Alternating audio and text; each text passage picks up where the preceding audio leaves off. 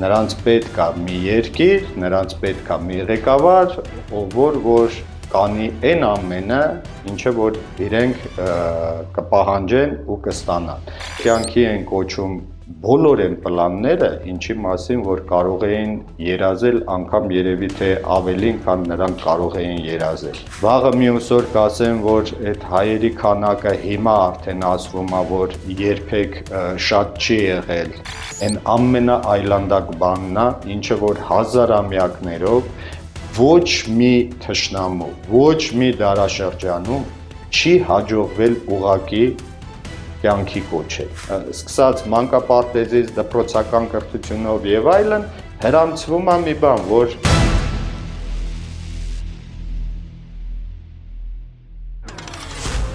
օրն այսօր սկսվեց հետաքրքիր լուրով։ Երեք հայտարարված,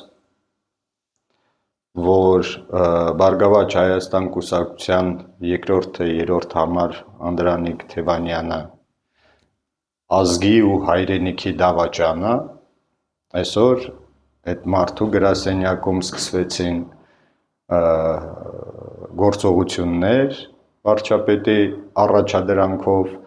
ու մարդուն կտանեն ձերբակալման։ Մարդը, ով որ ունի անսահմանափակ լծակներ իշխանական, կանի ամեն ինչ գրված ու չգրված օրենքներով, նա ոչինչի առաջ չի կանգնի, նա ունի միանձնյա որոշում կայացնելու ու այդ որոշումը կյանքի կոչելու հնարավորություն։ Ավելի ծանր վիճակ, գրեթե եթե օբյեկտիվ նայենք պատմությանը, նայենք տոտալիտար ռեժիմներին, նայենք բռնապետներին, երևի կարելի է ասել, որ սա հավասարը չունի, հաշվի առնելով նաև այն հանգամանքը, որ մենք ապրում ենք 21-րդ դարում ու մեր սահմանադրությամբ, օրենքներով մենք մեզ հռչակել ենք որպես ժողովրդավար պետություն։ Ու հետաքրքրականն այն է, որ այս ամենը տեղի է ունենում ամբողջ աշխարհի աչքի առաջ, ամբողջ քաղաքակիրթ աշխարհը, եվրոպական պետությունների ղեկավարները, եվրոպական համայնքի ղեկավարները, ովքեր որ վերջերս Հայաստանում էին, ովքեր որ առաջ են շարժվում իրենց խոսույթի հիմքում դնելով ժողովրդավարությունը ու ժողովրդավարության տարածումը, նրանք բնականաբար այս ամենը չտեսնելու են տալիս։ Նրանց երևի թե կարելի է ասել ոչ մի բան չկա ասելու, ոչ էլ մեղադրելու, որովհետև այդ պետությունների ղեկավարները իրենց պետական շահը գերակա պահելու ու պաշտպանելու համար նրանց պետք է մի երկիր, նրանց պետք է մի ղեկավար, ով որ կանի այն ամենը, ինչը որ իրենք կպահանջեն ու կստանան։ Այս դեպքում խնդիրը շատ պարզ է, նրանք ուզում են թուլացնել իրենց կախվածությունը էներգակիրների ու ճանապարհների մասով Ռուսաստանից ու Ադրբեջանից ստանալ էժան էներգակիրներ ու ստանալ ցամաքային ճանապարհ, ինչը որ փայլուն կատարվում է։ Խնդիրը մեր թշնամի պետության հետ ու նրա նախագահի հետ լավագույնս լուծված է։ Ադրբեջանի նախագահը մանկուց երևի կարելի է ասել ունեցել է երազանք դառնա հզոր առաջնորդ 21-րդ դարում պատերազմ հաղթանակած երկրի նախագահ ու աստղերը այս դեպքում նենց են դասավորվել, որ այս ամեն ինչը 21-րդ դարում հնարավոր է եղել կյանքի կոչել։ Նրանք Հայաստանում ունեն ստրուկ ու այդ ստրուկը լավագույնս սպասարկում է իրենց շահերը։ Ավելի լավ անհնար է պատկերացնել։ Երբեք ոչ մի ժամանակաշրջանում դժվար էր պատկերացնել, որ թշնամի պետությունը կարող է պատերազմով հաղթել հարևան ժողովրդին, գրավել տարածքներ ու լուծել խնդիրներ։ Այս դեպքում նրանք դրա վրա ոչ միայն ռեսուրս չեն ծախսում, այլ նաև Հայաստանի Հանրապետության հարկատուների հաշվին աշխատավարձ է ստանում մի մարդ ու մի խմբակ, ովքեր որ կյանքի են կոչում բոլոր են պլանները, ինչի մասին որ կարող էին երազել անգամ երևի թե ավելին, քան նրանք կարող էին երազել։ Ընդդիմադիր ուժերը, ովքեր որ հայտ են ներկայացրել առաջիկա ընտրություններին մասնակցելու, կարելի է ասել, որ գրեթե չունեն լծակներ այս քաղաքական պրոցեսների վրա որևէ ազդեցություն ունենալու։ Նրանց միակ լծակը այս քարոզարշավի ընթացքում հնարավորինս կայուն պահելն է իրավիճակը ու հասցնել ընտրություններին։ Հաջորդ քայլը ընտրությունների ելքը պայմանավորվելու է միայն Հայաստանի Հանրապետությունում ապրող ընտրության իրավունք ունեցող գիտակից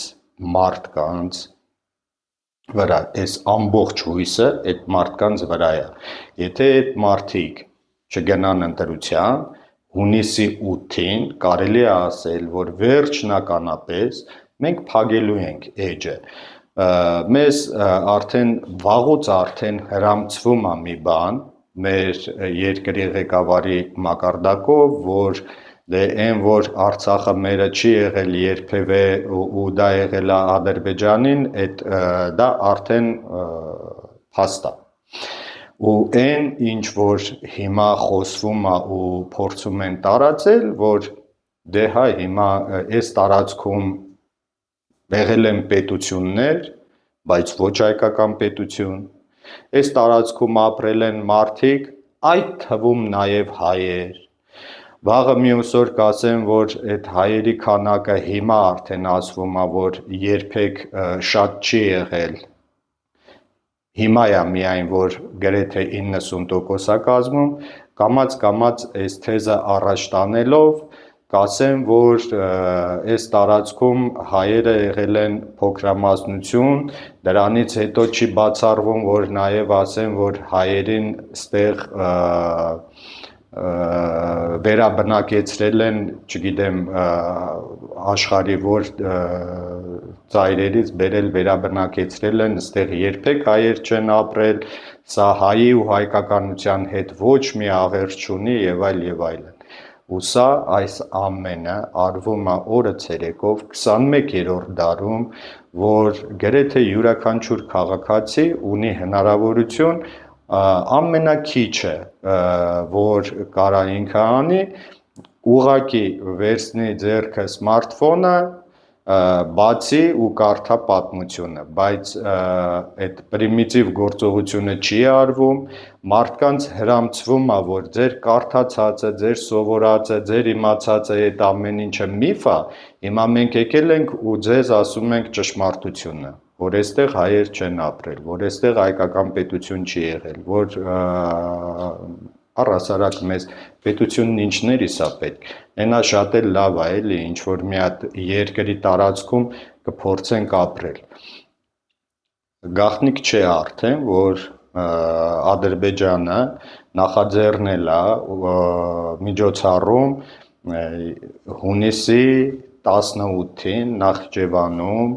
վերադարձ դեպի արևմտյան Ադրբեջան խորագրով։ Ադրբեջանի նախագահը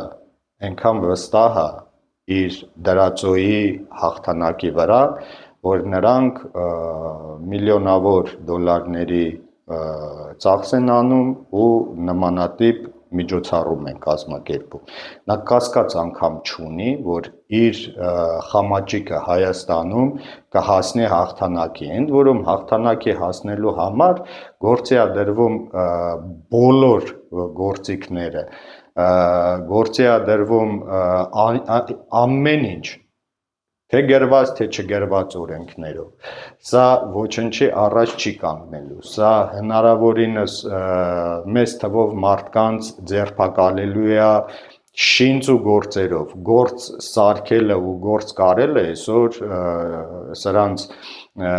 իշխանության գալուց հետո դարել է խաղ ու պար, 10 վայրկյանում նրանք հորինում են ինչ-որ հոդված, կախում են մարդու վզին, պիտակավորում են ու ձերբակալում են, թե նրանից հետո ինչ կլինի, արդեն մենակ իրանք գիտեն ու իրանց բռնապետը գիտի, թե դրա ելքը ինչ կլինի, հիմա հարց, ինչ ենք մենք պատրաստվում անել, սա ամենամեծ հարցն է, որը որ 24 ժամ պետք է ինքն իրեն տա յուրաքանչյուր առողջ դատողություն ունեցող խելացի կիրթ մարդը, մենք պատրաստ ենք վերանալու, մենք պատրաստ ենք մոռացության տալու մեր ինքնությունը, որովհետև մեզ ամեն օր հրամցվում է, որ դե մոռացեք, դե այդպիսի բան չի եղել, ինչ պատմություն, ինչ ինքնություն, ինքնությունն ինչ է, ինչ կրոն,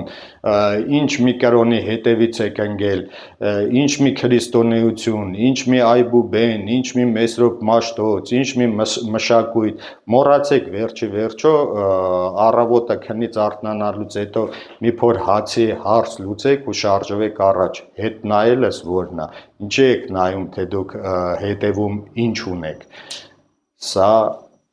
այն ամենաայլանդակ բանն է, ինչը որ հազարամյակներով ոչ մի թշնամու, ոչ մի դարաշրջանում չի հաջողվել ուղղակի կյանքի կոչել, չի հաջողվել երբեք ոչ ոքի,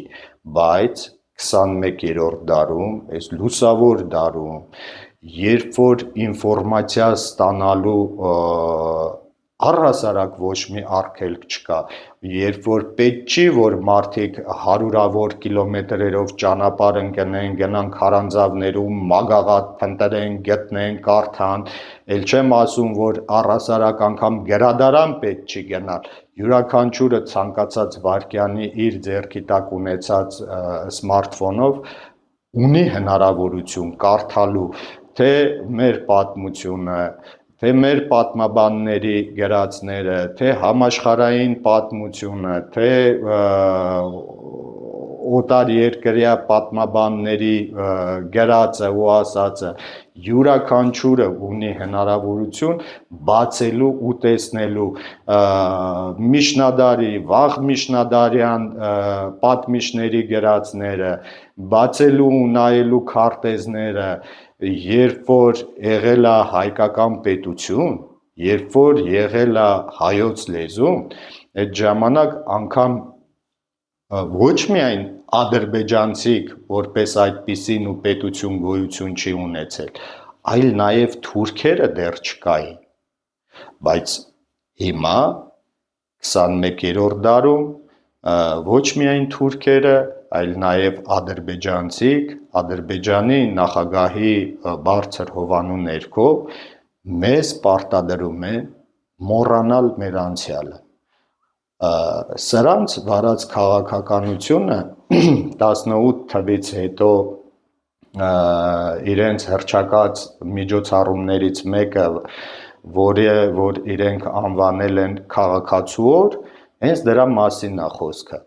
քաղաքացին ինքը ընդհանրապես ոչինչ չասող երևույթ է, յուրաքանչյուր մարդ ցանկացած աշխարհի, ցանկացած երկրում կարող է գնալ, դիմել ու ստանալ քաղաքացիություն, դա առհասարակ ինքնության, էթնիկ պատկանելիության,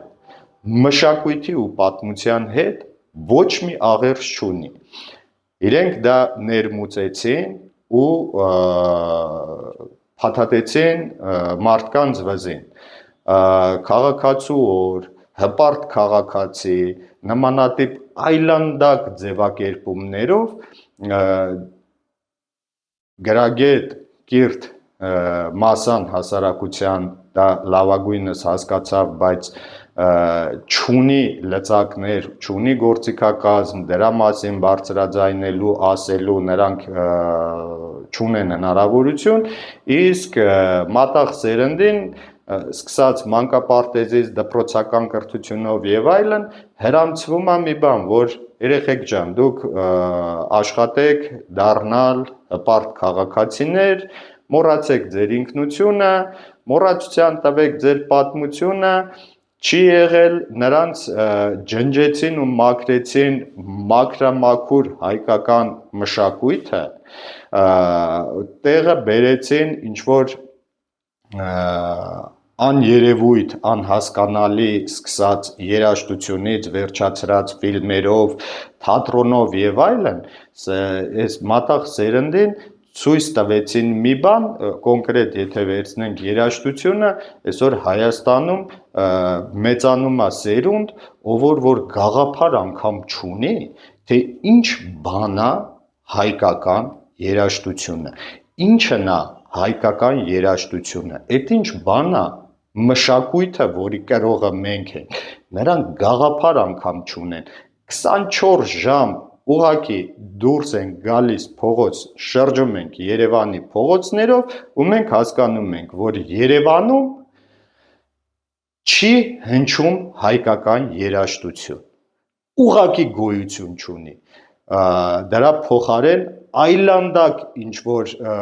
աղմուկ է, որտեղ որ մոտավորապես հայկական հայերեն տառերով ու հայերեն բառերով ինչ-որ այլանդակություն է հնչում, մատաղ սերունդը չունի ֆիլտր ստուգելու ու հասկանալու, սա լավ բան է, թե վատ բան է, նրա համար կա մի իրականություն, նա աչքը բացել է, տեսել է դա, ու իր համար հայկականը դա է, նա արդեն իսկ կտրված է իր արմատներից, ինքնություն չունեցող անդեմ հպարտ քաղաքացի է, ուրիշ ոչինչ, իսկ անդեմ քաղաքացու համար, ուղղակի քաղաքացու համար բնականաբար չի կարող գոյություն ունենալ ոչ հայրենիք, ոչ ազգ, դա նույնն է, որ եթե նորածին երեխուց հրաժարվում են ծնողները ու այդ նորածին երեխուն օրինակի համար վերցնեն ու մեծացնեն գորիլաները, բնականաբար նա կմեծանա ու չունի հնարավորություն ասելու, որ ես մարդու զավակ եմ, նա բնականաբար պիտի մաքսիմում իրեն համեմատի գորիլաների կամ բնության մեջ եղած այդ տարածքում այլ կենդանիների ու կենդանական աշխարհի հետ, անդեմ, ոչ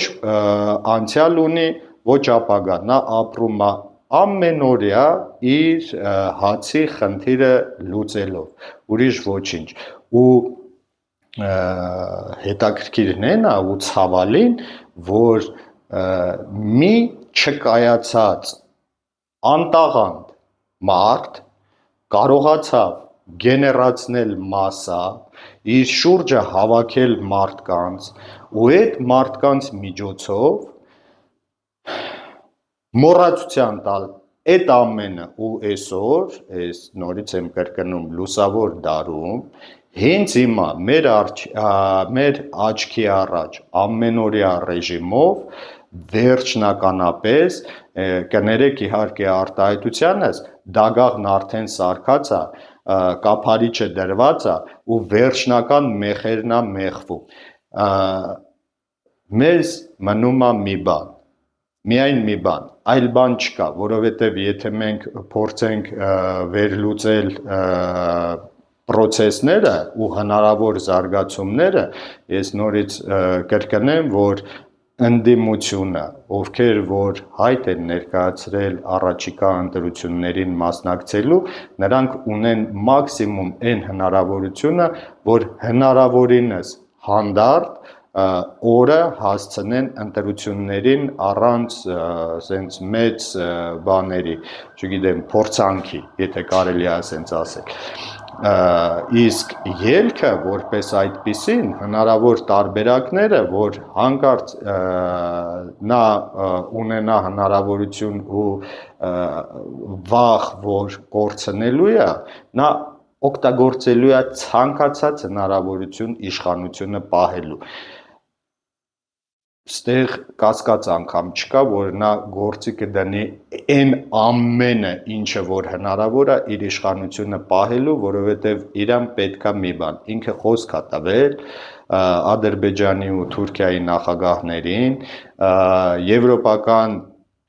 երկրների ղեկավարների միջնորդությամբ ու նրանց երաշխիքներով, որ նա վերջնականապես Հայաստանը ջնջելու է երկրի երեսից, բայց մի պայմանով ենթադրում են, որ ինքը մնալու է որպես բռնապետ այդ տարածքի վրա, նա նաև իր փորձով արդեն ապացուցել է տվյալ ղեկավարների Էրդողանի ու Ալիևին ապացուցել է, որ ինքը ընդունակ է Հայաստանում բռնաճնշումների միջոցով լռեցնել բոլորին,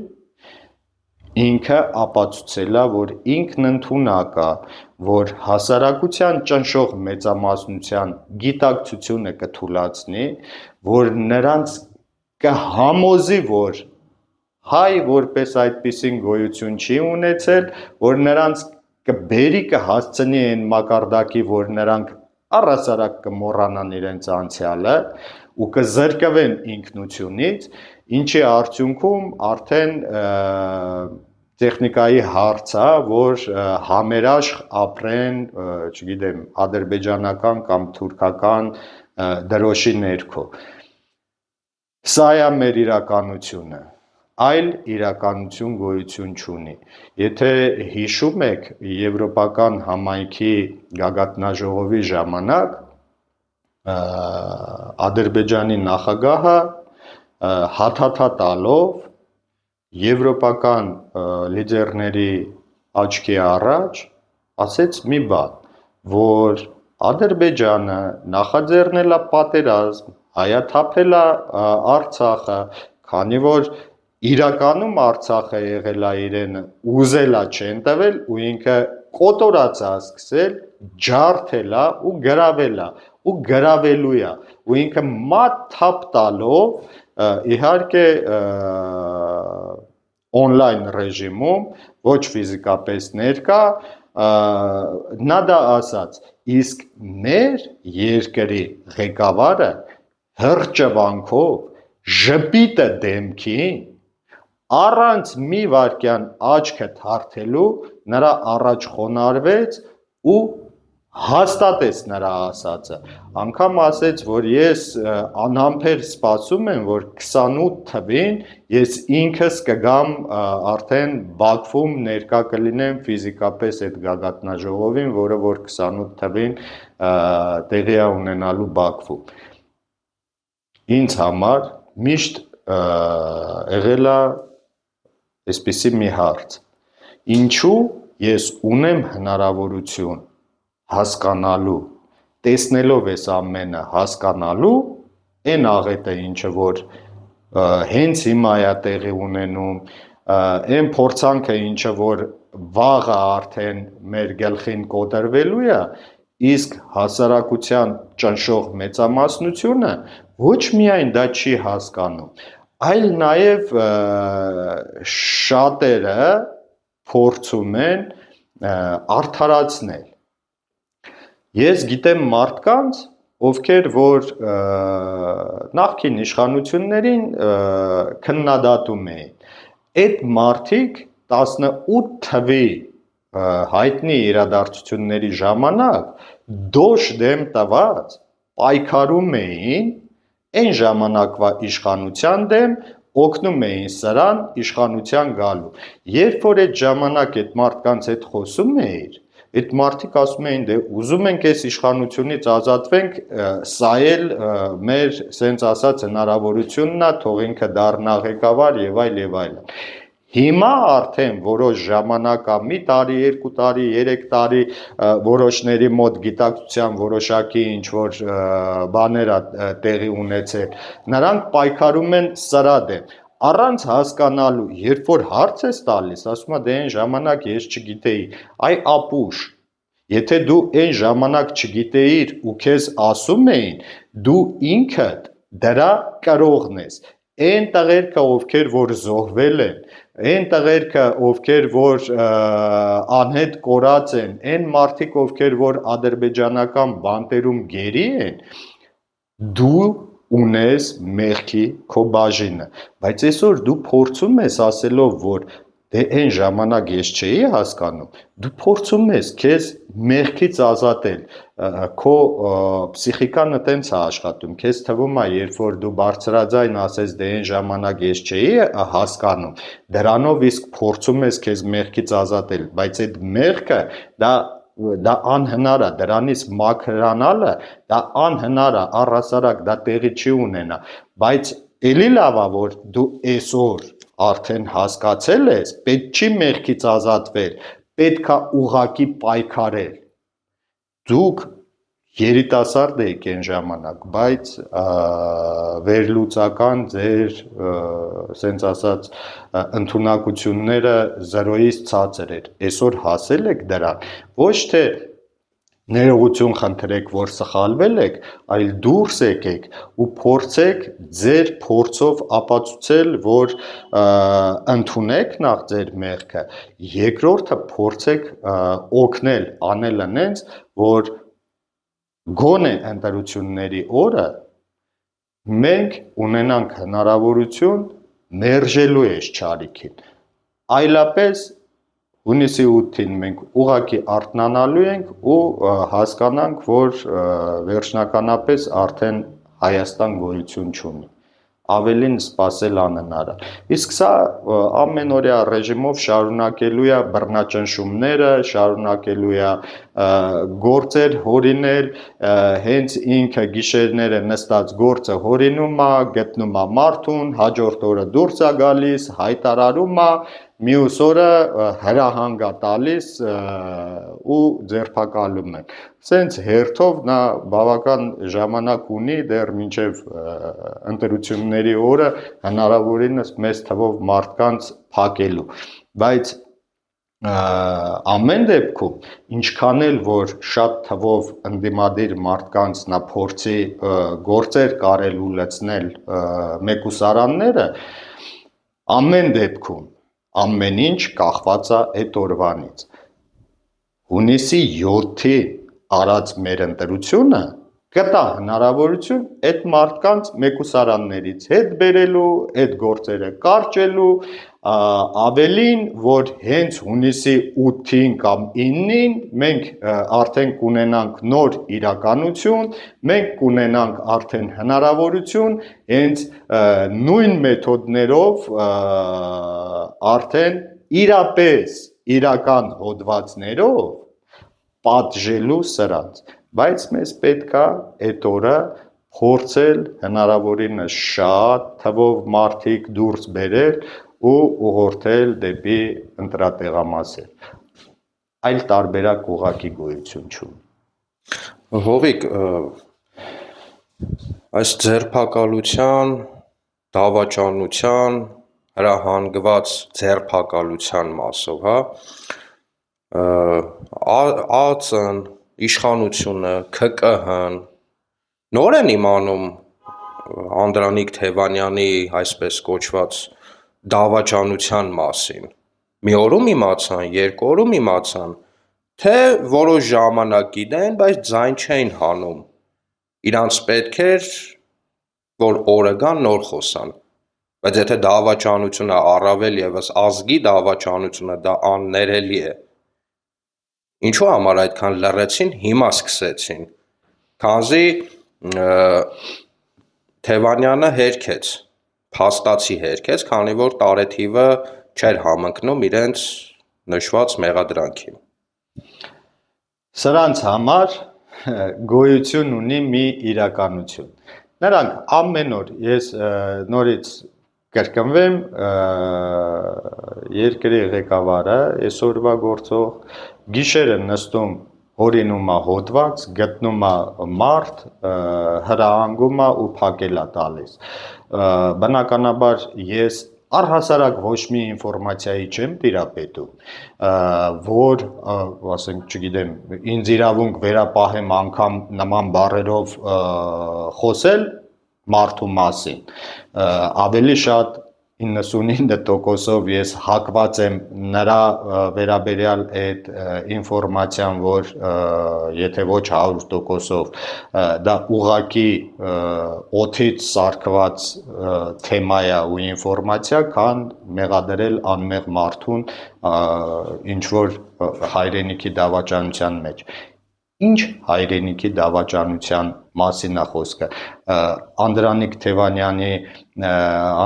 Թևանյանը, չգիտեմ, պատերազմ է հրահարել, հրահանգներ է տվել, ինչ է արել այդ մարդը։ Նման իդիոտիզմ կարա հնչի միայն մեր գործող իշխանությունների շուրթերից։ Նրանք են հենց առաջին հայրենիքի դավաճանը։ Հենց նրանց ուղիղ ձեռքով է տեղի ունենում դավաճանությունը, բայց նրանք այդ դավաճանությունը վերնագրում են այլ մարդու։ Ուղղակի սա ոչ միայն աբսուրդ է, սա արդեն, չգիտեմ, հոգեկան ինչ-որ զեղումների մակարդակում է գտնվում։ Նման բան ո՞նց կարող է լինել։ Բա պետության ուղիղ գործառույթն է, ազգային անվտանգության ծառայության ուղիղ գործառույթն է 24 ժամվա ռեժիմով օր առաջ, վայրկյան առաջ հետամուտ լինելու նման բաներին։ Ազգային անվտանգության գործառույթը ուղիղ հենց դա է, այլ ոչ թե վարչապետից հրահանգ ստանալ, դիմակները հագնել, հույբույ անելով մտնել ինչ-որ կանանց աղջիկների վրա գորգռալ ու ընդեղից տղամարդուն բռնել, թևերը ոլորել, ցուցադրաբար տանել։ Ազգային անվտանգությունը իր տեղում չէ։ Ընդհանրապես մեր այսօրվա ղեկավար կազմը իդեմս իրենց առաջնորդի, իրենք իրենց տեղում չեն հայի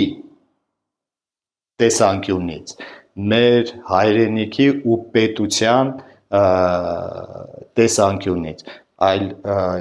եթե մի քիչ փոխենք տեսանկյունը, մենք կհասկանանք, որ իրենք իրենց տեղում են Թուրքիայի ու Ադրբեջանի